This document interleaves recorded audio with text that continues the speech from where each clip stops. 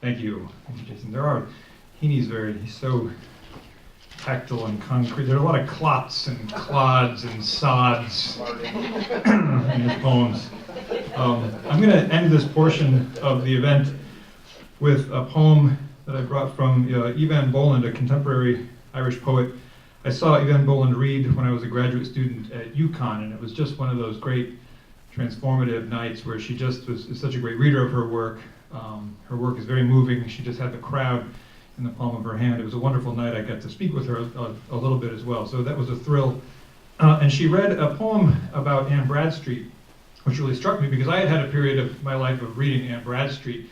Anne Bradstreet, really the first published British-American poem while she was living here. She moved out here in 1630 to the Massachusetts Bay Colony, lived in Salem, lived in Boston. Where else did she live? Not Plymouth, anywhere. She was in Massachusetts. And a poet, a great poet. And I've read her complete works at least twice, just sat through and just have drawn in. In fact, I was reading her so maniacally at some points in my life that I began thinking in iambic pentameter rhymed couplets. I mean, I had to get out of it somehow at some point, so I had to finally put it down. But the poem links things together in such an odd and interesting way. I think it just shows I felt this way about, what is my connection really to a poet like Egan Boland, a poet like Anne Bradstreet, whose work moves me, but who I really don't know, and obviously I've never met Anne Bradstreet especially. But there really is, poetry really does connect things up in a way, and I think this poem sums it up. It's called Becoming Anne Bradstreet by Egan Boland. It happens again. As soon as I take down her book and open it, I turn the page. My skies rise higher and hang younger stars. The ship's rail freezes. Mare Hibernicum leads to Anne Bradstreet's coast. A blackbird leaves her pine trees and lands in my spruce trees. I open my door on a Dublin street. Her child, her words, are staring up at me. In better dress to trim thee was my mind, but naught save homespun cloth in the house I find. We say home truths, because her words can be at home anywhere. At the source, at the end, and whenever the book lies open, and I am again an Irish poet, watching an English woman become an American poet. Egan Boland, Becoming Anne Bradstreet. I'll tell Egan you liked it. So, we're going to switch gears here now. I'm going to introduce, I am Ken Cormier. I'm the coordinator of creative writing here at Quinnipiac. It is my absolute pleasure to welcome you to this, which is the second installment of our spring 2015 YAWP Writers Series. And today we're especially pleased to be presenting in collaboration with Ireland's Great Hunger Institute, the Office of Academic Affairs. On behalf of Dr. Jason Koo and myself in the creative writing program, I want to thank a few people. I want to thank Christine Keneally, Robert Smart, Mark Thompson, Andrew Delory, and Danielle Pomponi, and I'm sure there are others I'm leaving out, but I wanted to name those for all of the work they've done to make Desmond Egan's visit to our campus such a pleasure and such a success. I also wanted to point out that Jean Levasseur is here, who served on the Donald Hall Poetry Prize Committee and also has a brand new book of poetry out herself. She is a professor in the nursing school here, so there really is poetry all over this campus. Jean will be featured in our series, our final installment, on April 16th, right here. So I also wanted to mention, I hope you're glad we ordered up this wonderful winter scene as the aesthetic backdrop, which I think works quite well. So I'm sorry if it's an inconvenience to those of you who then have to go and work your way through the snow. Okay. Desmond Egan is the author of, and you might want to correct me here because more things might have happened since I compiled my list. But now we're going to say the author of 24 collections of poetry, 2 collections of prose, 2 translations of Greek plays. Desmond Egan was born in Athlone in the very center of Ireland. He's a full-time writer living and working near Newbridge in County Kildare. His poem Peace was adopted as part of a celebration of peace for the millennium and was translated into 35 languages. Collections of his poetry in translation have appeared in book form in at least 15 languages, maybe more, I might have missed a couple. In 1987, Desmond was a founder of the Gerard Manley Hopkins Festival, and ever since 1987, he has been artistic director for this festival, which takes place every year at the end of July on the campus of Newbridge College in Ireland. Desmond has been the subject of 2 documentary films. His work has been the subject of 2 scholarly books. The list of international awards and honors he has received for his work is too large to list here, suffice it to say, but it does include a National Poetry Foundation Award, a Macedonian Poetry Award, and an honorary doctorate from Washburn University in Kansas. A lot to cover there. Today's reading marks Desmond's 4th visit to Quinnipiac, and I've been lucky enough to get to know him, not only as a poet and a scholar, but also as an expert in American jazz music, an aficionado of fine film, a singer, a humorist, and most of all, I think an extremely generous man whose excitement about the world of ideas and art is truly limitless. He is also such an engaging reader and performer of poetry, I can confidently promise you that you are about to have a transformative experience. Desmond will read a bit from Patrick Kavanagh's Great Hunger, and then he'll share some work from his brand new book, Epic, and maybe some work from his other books as well. And I want to mention this, after the reading, Desmond will be happy to sign books, and these books will be available for purchase right up here. Please join me in welcoming Desmond Egan.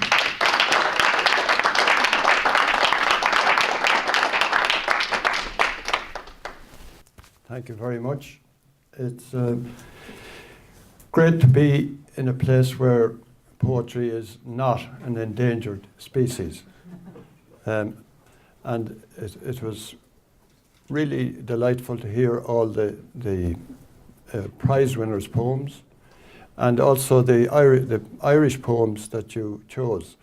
I was the last to see Michael Hartnett alive. I was talking to Heaney a month before he died, etc., etc. I know Evan Boland. So it was lovely for me to rediscover these Irish poets. I've been asked to read something from Patrick Kavanagh's, one of his best known long poems, The Great Hunger. Before I read it, I would like to give you a little bit of background information. I was very friendly with Peter Kavanagh. I used to stay with him, Patrick's brother, in 250 East 30th Street for years. Peter died there about 8 years ago. And he told me many stories about Patrick, and he also annotated complete poems of Patrick. And I'm going to tell you something of the background to Hunger. I'm not going to read it all, obviously. But Peter says that the title is my title, Peter's. He said Patrick's original title was The Old Peasant. And it was Peter who suggested The Great Hunger. And he said, it was my title, no matter what Patrick may have claimed. There's brotherly love for you at its purest. And he said he took the manuscript, which Patrick wrote in about 3 weeks, and he brought it to a scrivener at the time. It was written, I think, in the 40s, I think October 1941. There were hardly typewriters around in Ireland at that time. He took it to a scrivener, had it printed up, and the original manuscript was thrown away. So it's due to Peter, really, that we have the Great Hunger, and I think Peter doesn't get enough credit for all he has done for Patrick Kavanagh's poems. Here's something from Kavanagh's Weekly from April of 1952. That was a weekly that they ran for 7 issues, and they insulted so many people they had to leave town. Looking back on what we remember of childbirth and child rearing in a rural community 35 years ago, we find it hard not to swing uncritically in favour of the welfare state. Then he talks about conditions on a small farm. Food was a very important consideration. A small eater was admired. This is the background to the Great Hunger. The average per family was 10 children. The opening lines recall St. John's Gospel, in the beginning was the Word, and the Word was with God.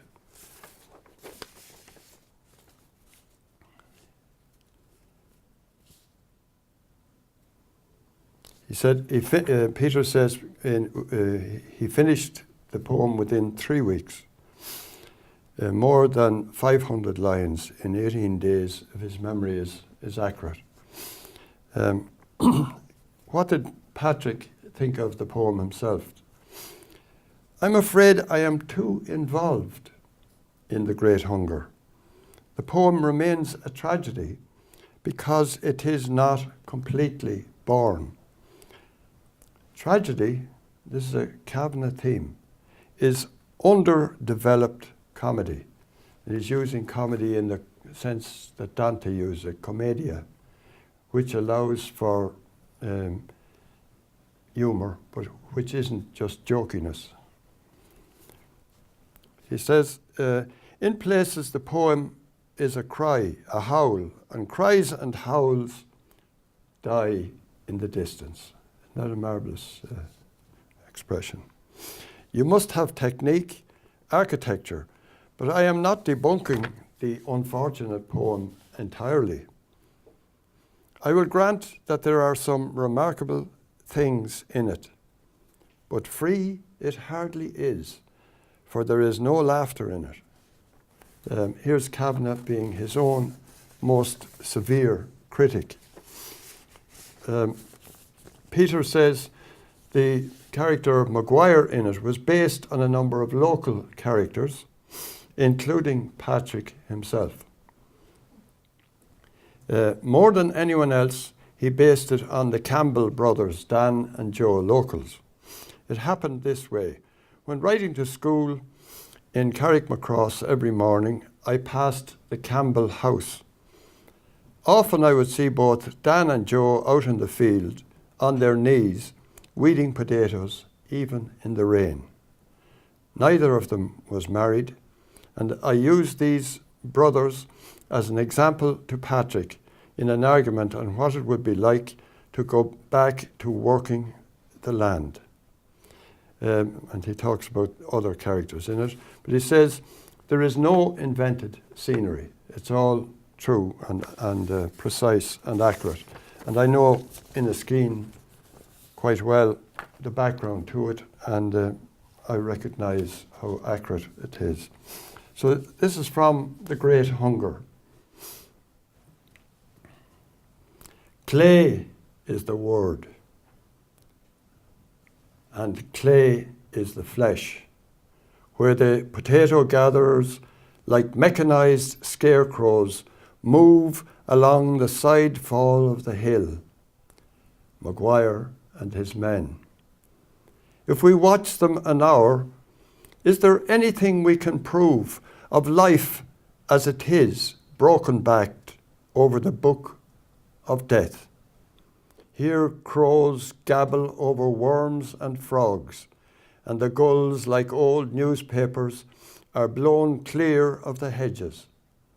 Luckily, is there some light of imagination in these wet clods? Or why do we stand here shivering? Which of these men loved the light and the queen too long virgin? Yesterday was summer. Who was it promised marriage to himself before apples were hung from the ceilings for Halloween? We will wait and watch the tragedy to the last curtain, till the last soul passively, like a bag of wet clay, rolls down the side of the hill, diverted by the angles where the plough missed or a spade stands, straightening the way.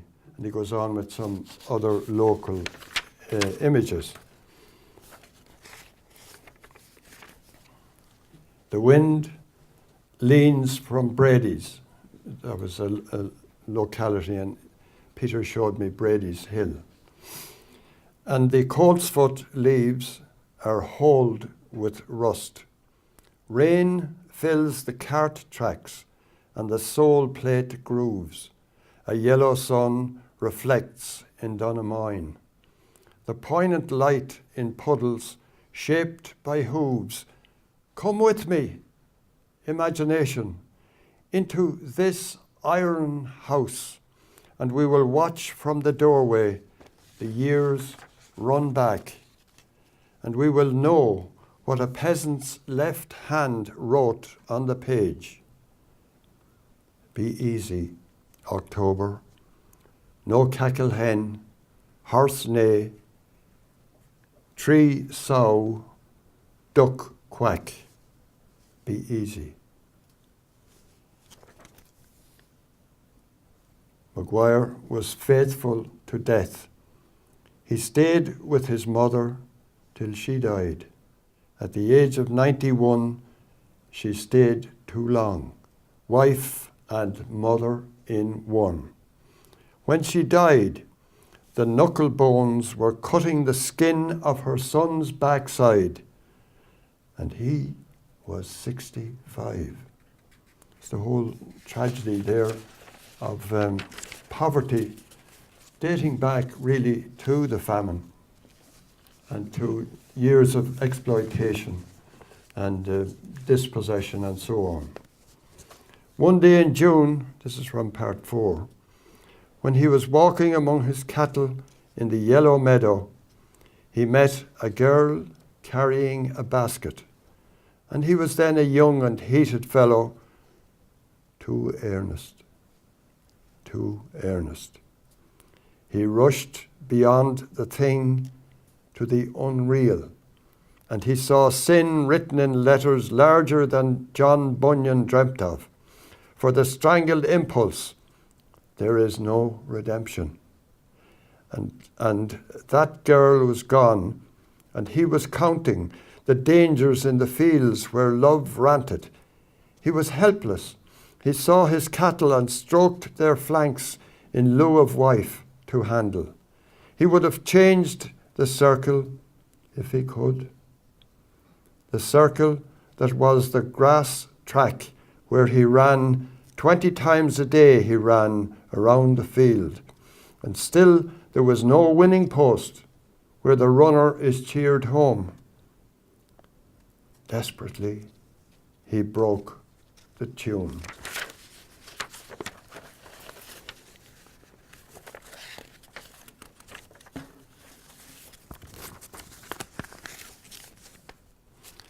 Sitting on a wooden gate, sitting on a wooden gate, sitting on a wooden gate, he didn't care a damn. Said whatever came into his head, said whatever came into his head, said whatever came into his head, and inconsequently sang,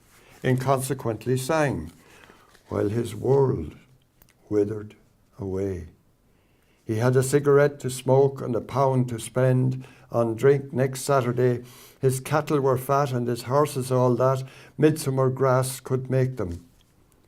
The young women ran wild and dreamed of a child. Joy dreams, though the fathers might forsake them. But no one would take them. No one would take them. No man could ever see that their skirts had loosened buttons, deliberated loosened buttons. So it was tragedy for the young women too, the tragedy of desperate poverty.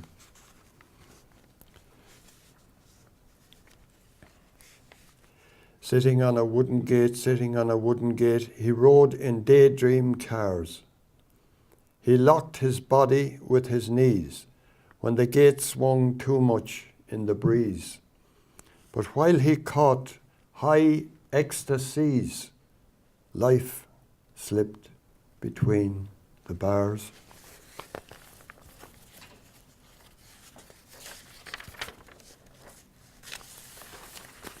He saw the sunlight and begrudged no man his share of what the miserly soil and soul gives in a season to a ploughman.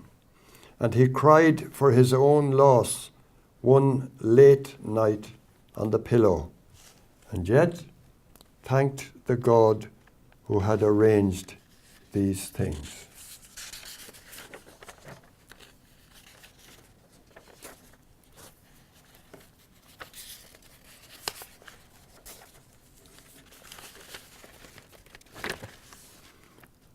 I heard Kavanagh read this on a recording of it. Applause, applause. The curtain falls. Applause, applause.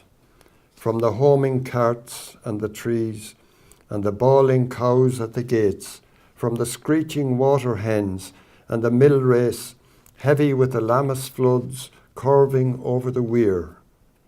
A train at the station blowing off steam, and the hysterical laughter of the defeated everywhere. Night, and the futile cards are shuffled again. Maguire spreads his legs over the impotent cinders that wake no manhood now, and he hardly looks to see which card is trump. His sister tightens her legs and her lips and frizzles up like the wick of an oilless lamp. The curtain falls. Applause, applause. Just the last few lines, 7 lines in the whole thing. He stands in the doorway of his house, a ragged sculpture of the wind. October creaks the rotted mattress. The bedposts fall. No hope, no lust. The hungry fiend screams the apocalypse of clay in every corner of this land.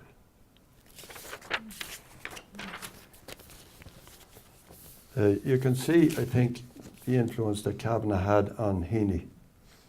Very obvious, I think. He lived, he never had a job. He lived in poverty.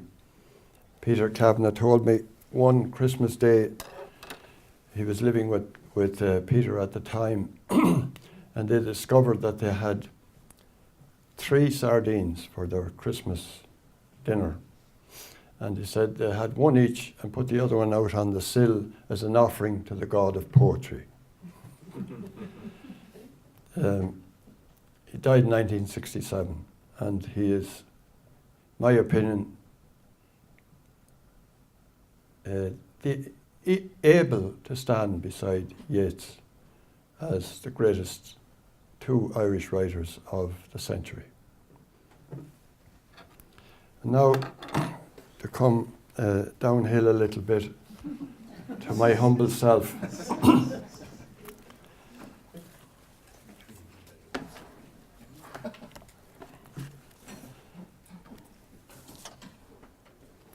The first poem I'd like to read from my new book, Epic, is called Hideout. And it's dedicated to Tom and Eleanor Kinsella. I think Thomas Kinsella is a very fine contemporary Irish poet. He lives in Philadelphia. is one of the ones that I would always make a point of reading. And treasure the fact that I've been friendly with him over many years. He has a very high standard in everything that he publishes and everything that he looks at. I remember telling Kinsella one time about Sergei Yashenin, the Russian writer who went in 1925 into Hotel Angleterre, cut his wrists and wrote what was to be his last poem in blood on the wall. And I told Kinsella this, and he simply asked me, was it any good? And that's what poetry is. Hideout for Tom and Eleanor Kinsella.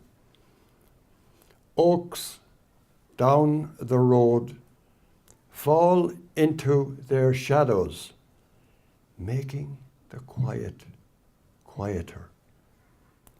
And not for double-decker Dublin would I swap my little stream, its imaginary whisper, its stone bridge for sitting on, its bank sloping with saplings and greeny light, its flicker of midges. Down there, the sound of a car empties like an ambulance passing, or the crinkle of a trout. And everything is made other by this puzzle of water, barely moving its cloud. Once I ran away there and never came back.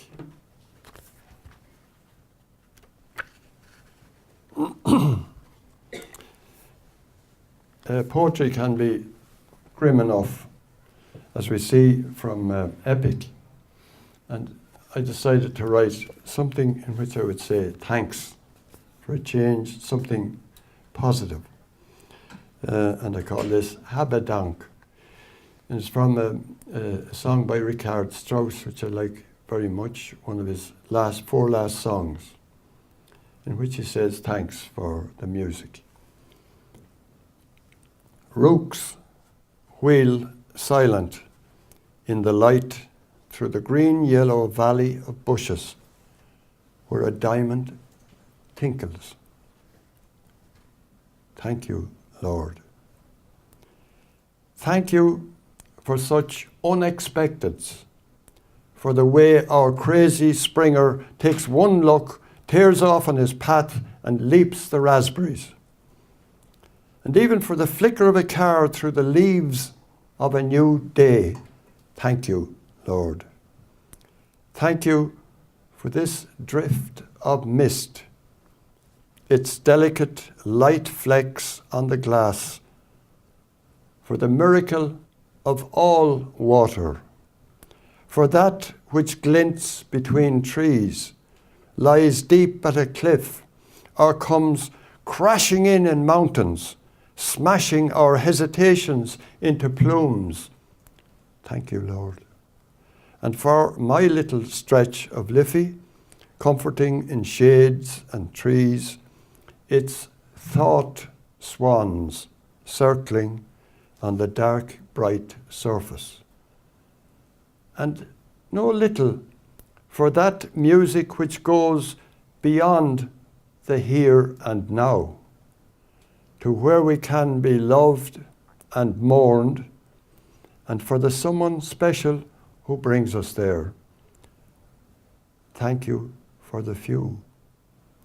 For the friends too, who without knowing help keep our laugh alive, not forgetting the everyday ones, the tidy little woman in the paper shop, the man parading his greyhounds, the checkout girl who approves of your cheese, people who won't feature in the local papers, ordinary folk who have found a way, fanning uptown towards a winter soccer match in the short coats and anoraks of detachment. Thank you for youngsters battling on their own where to go is to come back. And thank you most for the valiant, the ones who make real love real, for those out bending in their paradisos, Greek word for garden, planting, weeding, digging at the future, who without ever guessing are my act of belief. Vielen Danke.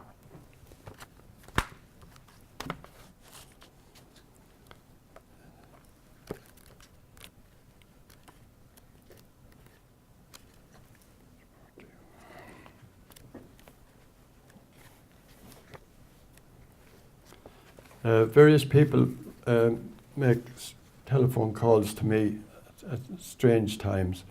Beethoven, for example. Mozart regularly rings me. And Shakespeare too. None of them seem to be available for a return call.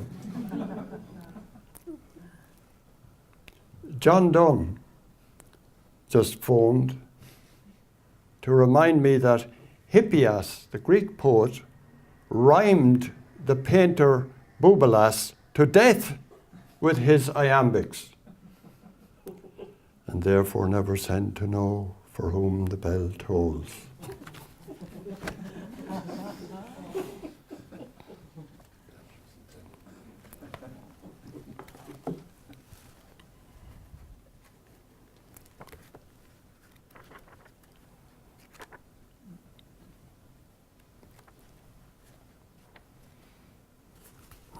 I was asked to write something by a lawyer who had spent all his life working for civil rights. He asked me to write something on the theme of freedom. And as I was circling around it to see if I had anything to say or if the words would begin to squirm on the page, because the first one who has to be interested in the topic is the poet. I came across this quotation from Henri Bergson, the French philosopher. An extraordinary idea this is. All that is serious in life comes from our freedom. Secondary smoke sifts into everyone's lungs. The flutter of a butterfly here can cause a landslide there. And as long as there is any captive shuffling around in shackles and violent orange, I mean right this very minute, though unseen by you and me, can any of us be fully free?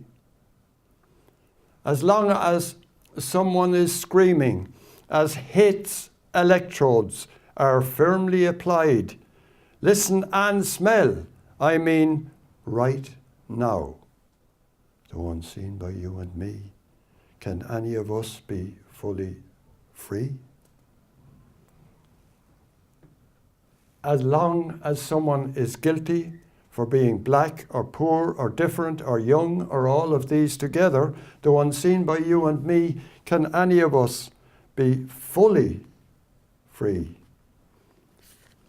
As long as rubber bullets and canisters of gas have wings, as long as otherness is filtered through a bloodshot eye, as long as one human soul cannot rise into its own singing, though unseen by you and me, can any of us be fully free? As long as the unhoping lie starving of what they should have been, though unseen by you and me, can any of us ever be fully free. Fully free.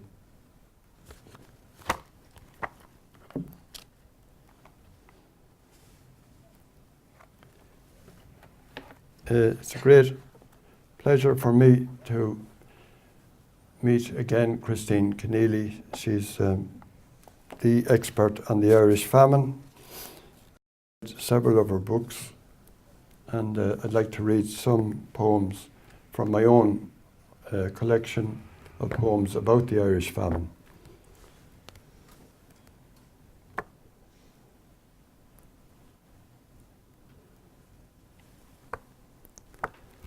This one is about the Irish who came over, as you know, 1845, 46, 47 were the years of An Gorta Mór, the Great Hunger.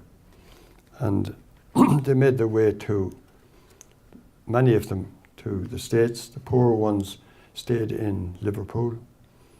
The States and Canada, Gros Seal, many of them even died when they got out of the coffin ships.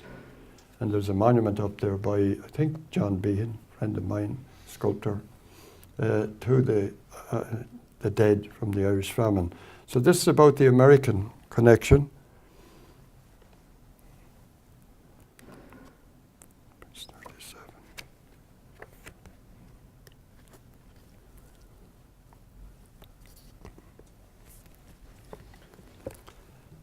Paddle boats lighting passages up the Mississippi and the other ways to elsewhere, to Little Rock, and states with names like dark faces.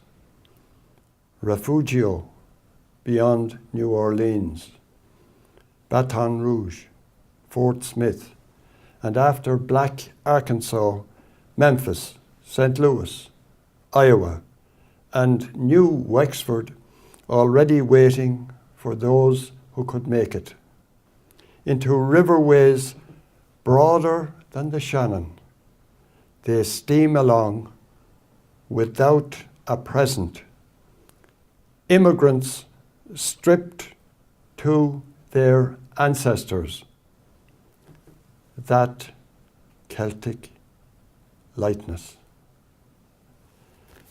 Well, relations between Ireland and England have improved greatly, not least since the peace process has taken root in the north over the last 12 years, due in no small measure to Gerry Adams and Martin McGuinness, and also to the Clinton administration, who sent Mrs. Kennedy up many times to see if she could help to negotiate peace. And Martin McGuinness told me that she was wonderful, and that Clinton's background, presence and help was very important, it should be said. And still, the Irish have long memories. Americans are great at living in the present. We're inclined to live in the past maybe a bit too much, and maybe the future too. But we don't that easily forget that genocide has occurred ahead of its time in not that long ago. I don't think we have fully assimilated the awful tragedy of the Irish famine. It killed began the process of killing our language, for example, and so on. And certain edge is still there in spite of the visit of the Queen and the good efforts of, for example, the present British ambassador, who, by the way, is coming to launch this book in a few weeks' time when I go home. So things have improved a lot, but the past is still there. This is an angry reflection on what happened. They took away our great forests, took our cattle away, took away our farming, our wool, our linen, our glass, grabbed the very plots from under our hungry eyes, starved our language, tried our religion too, tumbled a nation's destiny, drove us into the ditches of Europe and onto the sad tides.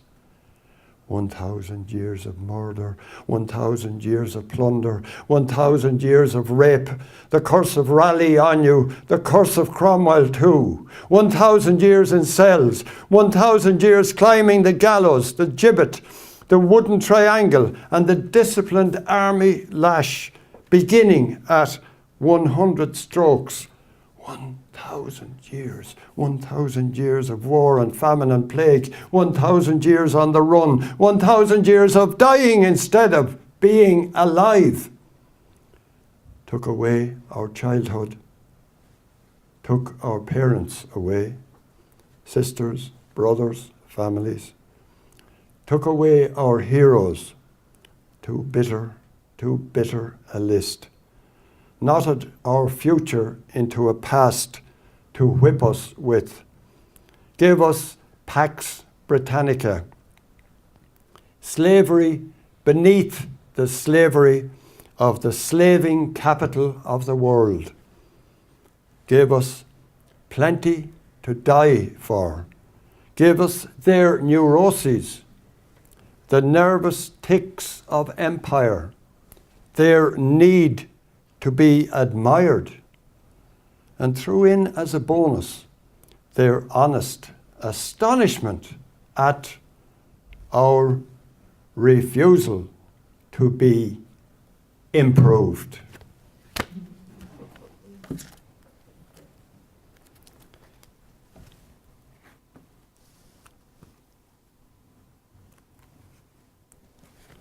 I'll just read one more poem.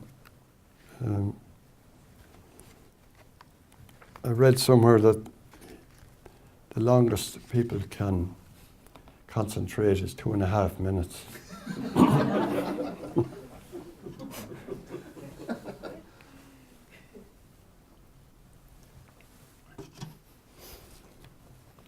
I was out, excuse me, I'm at the end of my trip and my voice is beginning to show it.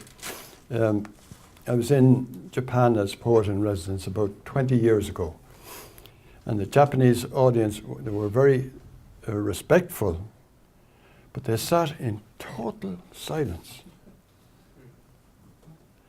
And I didn't know whether they were listening, whether their minds were far away, whether they disapproved or what was going on.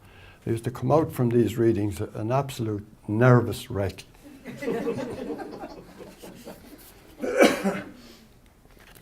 This is from a book of mine called Music, as Ken well knows, and others of you too. I like greatly classical music, traditional Irish music, but also jazz music. And this is about, the first one I read for you is about meeting Thelonious Monk, who actually spoke to me. He spoke to almost no one. And I heard him, I used to come over and starve around the jazz clubs in New York on one meal a day because I thought that money spent on things like food was wasted. It was for buying books and records in those days, and also going to hear the great players, which I did. All the big names of the 70s, the golden age, really. I heard them all. I was once invited to dinner by Duke Ellington, and I didn't go because I was too shy. But I did pull one on him. I went up to hear him in the Rainbow Room in Rockefeller Center, 65 stories up. And I went in, and here's the Ellington Orchestra playing. and it was like being in heaven.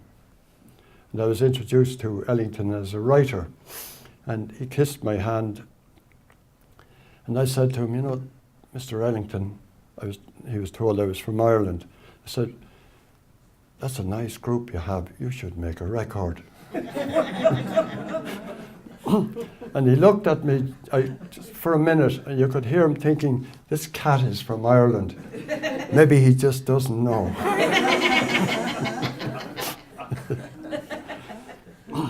Anyhow, this is Thelonious Monk.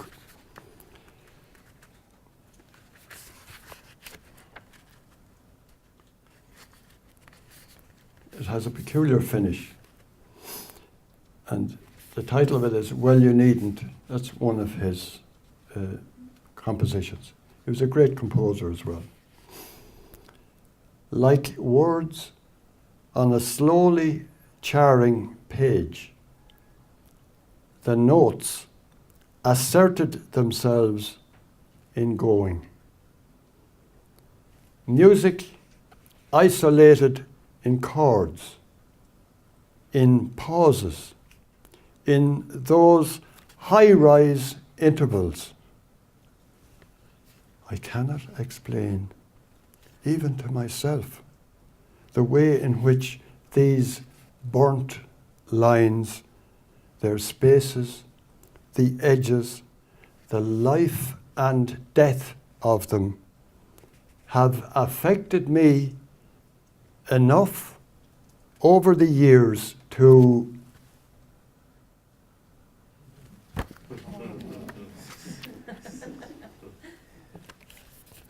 and this is about the great classical pianist whom I'm honoured to count among my friends, Hans Poulsen. You'll hear him play this year. You're all, by the way, you're all invited to Ireland this year. I came over to Chicago at the start of my trip this time, and I had a reading the very same night. And people said, oh, Ireland, oh, wow, I would love to go there someday. And I said, I was there this morning. It's possible.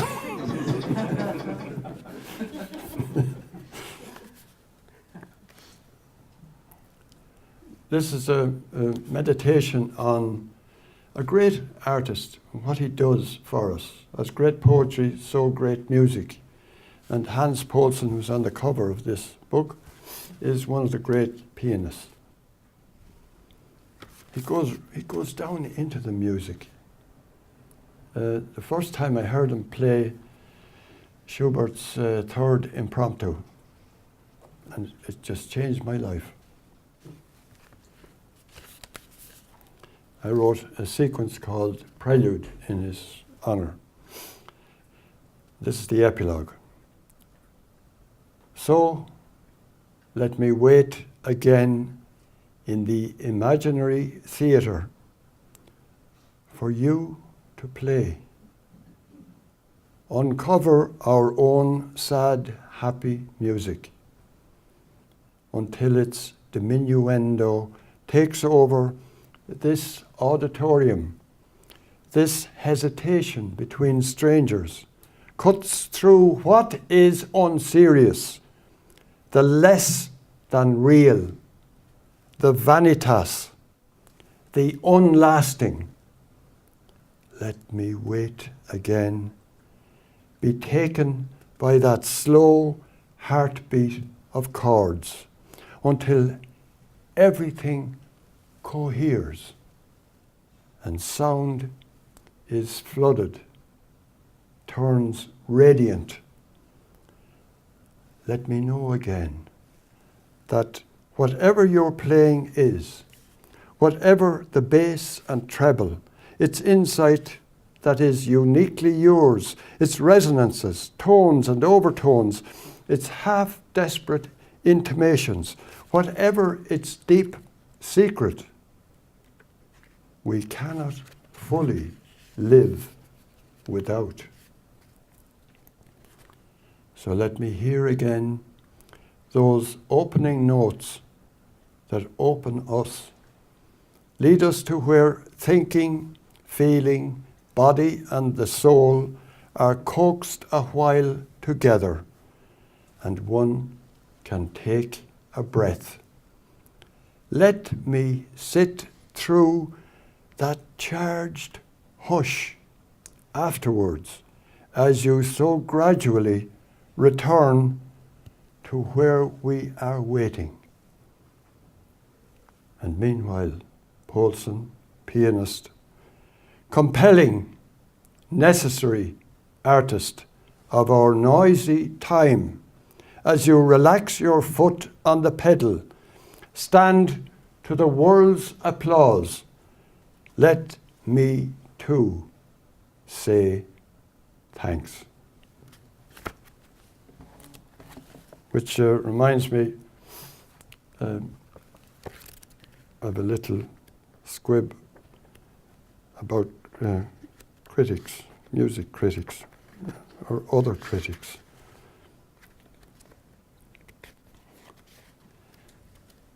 The pianist drops his hands and the critic applauds himself.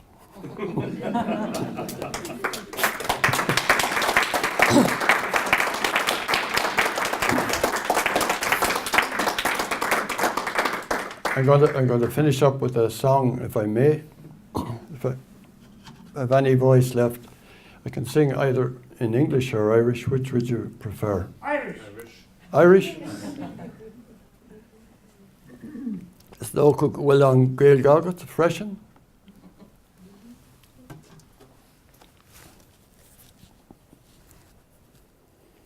This is a lament for the cutting down of the great forests, the kind of thing that led to the impoverishment of the Irish and indirectly towards the famine itself. And it goes, it's Sean O'Dwyer and Glana, a poor man, John Dwyer of the Glens, who lived a simple life and could survive through what he could eat and get and cultivate and so on, and that whole way of life was gradually eroded as they cut down the forest. And I think in the last few years we have begun reforestation in Ireland, but it was, I think, the most deforested country in Europe up to a few years ago. And this is a lament for the sights, sounds, taste and the way of life that the great forest represented to the Irish.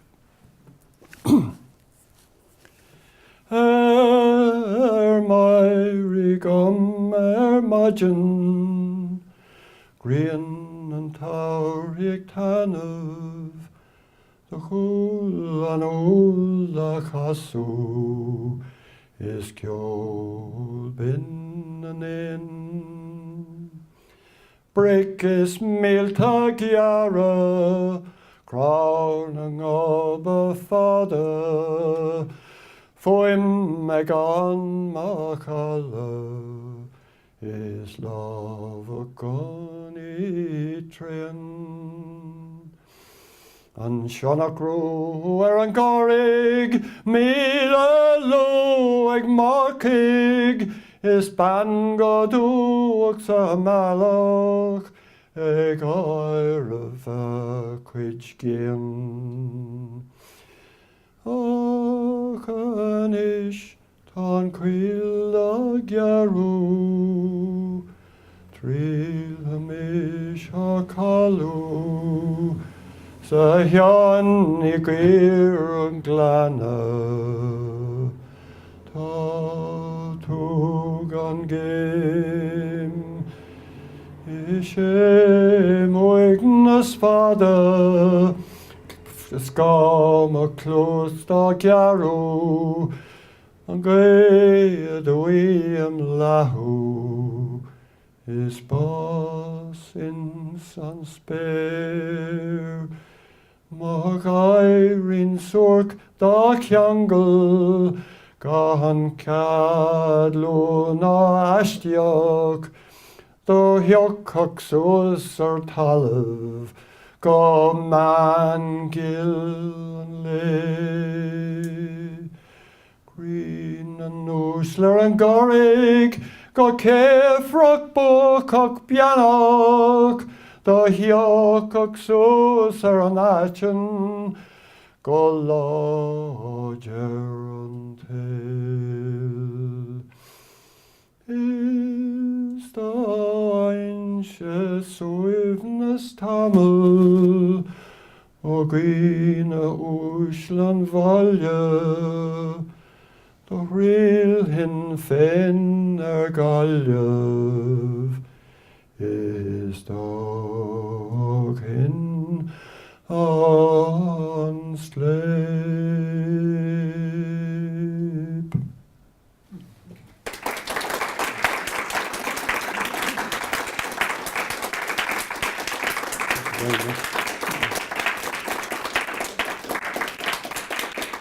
I'd like to thank all who organised this wonderful celebration of poetry, and in particular Robert Smart, Dean, Andrew Delory, Ken Cormier, Christine Keneally, Jason Koo, and the others whom I've forgotten. It's good to be here. Let us build a tabernacle.